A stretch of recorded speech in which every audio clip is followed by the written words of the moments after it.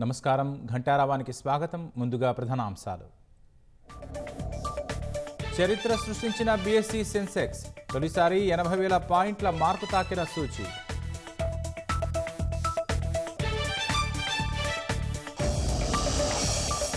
హత్రాసు తొక్కిసలాట ఘటనలో 121కు చేరిన మృతుల సంఖ్య. 24 గంటల్లో నివేదిక ఇవ్వాలని యూపీ సర్కార్ ఆదేశం.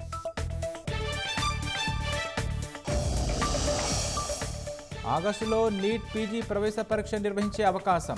వివిధ శాఖ అధికారులతో కేంద్ర హోంశాఖ చర్చలు.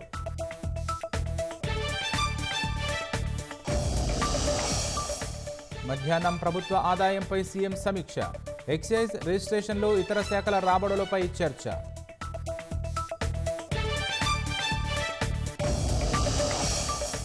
తీర్థయాత్రలకు వెళ్లొచ్చేలోగా ఇంటికి కన్నం.